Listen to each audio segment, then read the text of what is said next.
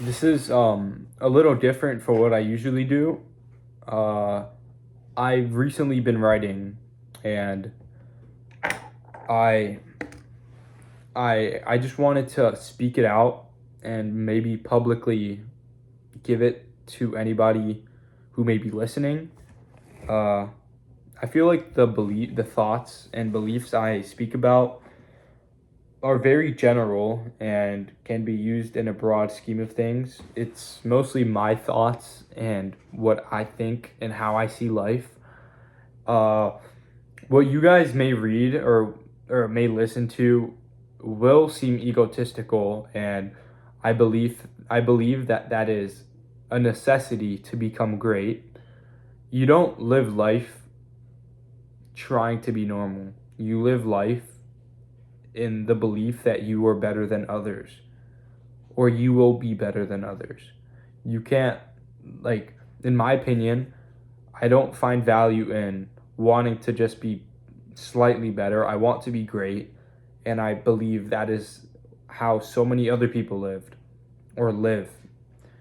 So, the questions I asked myself was as I was reading the Essential Psycho Cybernetics, it just sparked a thought and questions to ask myself. What are you prepared to do in your reality? What do I provide to society? How can I give myself value? And then I began to say, these are the questions I have tasked myself to answer. What am I prepared to do? I asked myself. As of now, I read books and try to think consistently to spark a thought on something I can do and polish it. I am prepared to suffer and experience happiness. You must suffer to become happy, because if all you ever experience is happiness, you will never truly feel fulfillment. Happiness and value is created through success and failure. That is what makes people so proud of the things they've accomplished. They become capable of experiencing failure, sadness, and misery, which taught them the true effects of being happy. Though I speak about a concept, I find myself deeply dumbfounded at this thought. I can speak on it in a general manner, but when I specifically speak, I find myself unsure. So, what I'm trying to say is, I can speak in a broad aspect of of what I'm prepared to do. Like, obviously, I'm prepared to fail and find success, but that is so broad because I don't have a specific goal in mind, and I'm not very sure on what I'm going to do to create value in myself. I'm going to continue now. I find myself unsure. Though I understand I haven't been looking hard enough or even long enough, as I've only been in this self discovery journey for around a month or maybe a little more, I still feel like I have an obligation to answer this question. There are so many ways to interpret the question, making it both easy and difficult to answer. I am prepared to sacrifice my time, effort, mind, and sleep to make what I want into a reality. I have not been through enough to say this, you may think, but I am obligated from the deepest depths of my soul to make change happen. I am going to hold myself accountable so that I distinguish my aspirations from others. I believe I can change the world. I will seek out for, far and long, for me to do so. To shift the question slightly, what I want to think about is, what am I going to do in my reality? What will I do to find out and create my purpose? The meaning of living, in my eyes, is having a purpose/purposes to live for, to achieve fulfillment. It may be different for everybody, but to me at this very second, I've never been so unsure at what mine is. I want to devote all my time to something, but I'm stumped to what I may devote myself to. So I will ask myself these questions daily. What is my purpose and goal in life? What will I begin to create? When will I start? And now moving on to the second question, which was, what do I provide to society? I'd say my contribution to society is fairly minimal at the moment, but I have created a blog, which is what this is, on YouTube, which helps people find value and improve their self-image. I don't tell them what they want to hear. I tell them what they need to hear. How can I leverage this for success and future growth? I believe consistency and authenticity is what gives this so much potential. This is why I am so deeply fascinated with Dan Koe, due to his capability to captivate and touch on a molecular level. His content is so specifically broad to self-improvement and change, which is what I've been needing. I also hope to find purpose through posting videos. Creating change begins at the form of a thought, followed by initiative to take action. I just needed to begin whatever it may have been, because as NVIDIA's founder often hates and looks down upon, is the idea of being complacent, which is allowing yourself to be stationary and not producing growth. His ideology is totally right. Choosing to do nothing and getting stuck in the endless loop of making excuses creates one's own demise. Though YouTube may not be the best source to grow, it has opened me up to reading, writing, thinking, articulation, success, and the want to no longer be normal. I want to be great.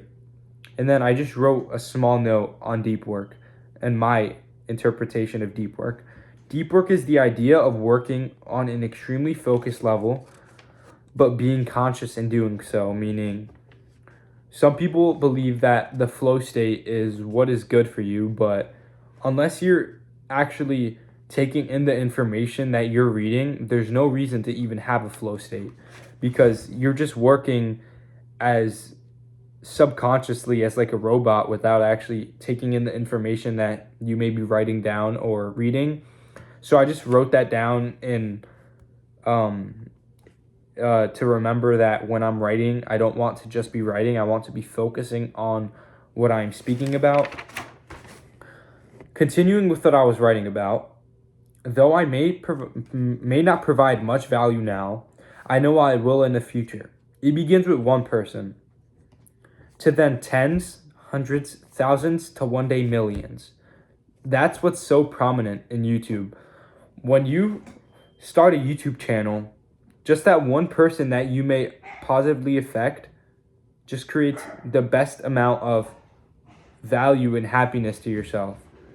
Like, I have like less than 60 subscribers, but those 60 subscribers makes me so joyful that even that handful of people I can positively affect or make happy or improve their life in some certain way. And it just gives me like some sort of contentment in my heart. I am so deep into thought that I have no clue what time it is. That was just another note that I have no clue what time it is, because I put my phone away, threw it on my couch, and went to my office. I need to create skills to add to my repertoire that I can leverage on with high growth caps. To give myself value, I need to create an idea, thought, or something that can be used for somebody else to enjoy and grow from. So what I believe in value is something that somebody else, or value belongs to the people that can't be replicated easily or copied easily. That can't be easily replicated or copied easily. What we call irreplaceable. I need to become irreplaceable. I want to give value to others in forms of knowledge for them to pass on to others. I feel like that's what makes people like Socrates and Aristotle so great, because they passed on information from the past onto others, which goes on infinitely to even being used now. I need to spend more time thinking. I need to always be thinking. Become so fascinated in your work, you begin to lose track of your time. Work so efficiently that others couldn't compare. Think so deeply, people begin to question human thought. Create limitations that can't even be conceptualized. Aim to be greater than the one person next to you. Don't stop. when things get tough, because that is when value and opportunity is made. If you stay to the end, I'm so deeply grateful. And I know my writing is not great. I've only just began to try and polish it and learn the skill of writing, maybe like a week into writing consistently on a day-to-day basis. That is probably the longest I've written. I think every single day as I've written, it's increased more and more. I hope to find deeper meaning and deeper value when I write, because as of now, it is just thoughts that flow into my head and writing consistently. And I do believe that everybody should be writing, because you start to think a lot more. It starts to spark ideas. Like when I write, I was thinking about things I can speak about on YouTube, and that's great because sometimes I do get stumped, and sometimes I am so unsure on what I want to speak about. But writing really allows you to use your brain muscles to create thoughts and ideas that can be used in the future. And I really do want to give a lot of praise to Dan Coe. He's not that big of a YouTuber, or I think he has maybe around 1 million subscribers, but he really has changed the way I see life, and he's changed perspective. I also listen to so many motivational speakers, which have positively affected my life, and I highly suggest anybody who may be watching to start listening to motivational speakers, because though you may not like one, you can look for another, and I'm sure there's at least one motivational speaker or somebody who can give you an idea or thought that will positively affect your life. That's why books are great for you to read too. You may not like one book, but there's thousands and probably millions of books for you to look for that you will definitely find value from. You just happen to need to look for them. Like this book, I just began reading it, but I feel like a lot of what I wrote about was from the insights of probably like 5 pages in that book. It really, I can see this book teaching me a lot.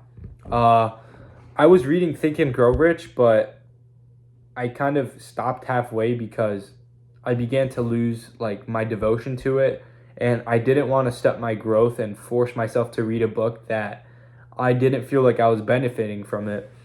And I do believe I gained a lot of knowledge from what I have read, but I think you shouldn't force yourself to read something if you no longer feel like you're gaining any knowledge from it, or you're no longer gaining anything from it. So jump around. I feel sometimes it's okay to jump around if you feel like you've gotten stuck, or if you just don't feel, if you feel like if you plateaued, it's okay to, I think, move from one book to another, and maybe like a week from now you could check out the last book you read. But you have to, I think looking into new things is great. You have to welcome other things, welcome things, because as you grow and as you want to become a better human or person, you need to start getting used to doing things you might not have felt comfortable with, and that's what makes people great. You come out of your comfort zone and embrace discomfort, like I made a video about. Embrace discomfort, and that's where you really find your value. That's all I wanted to talk about. Thank you for listening.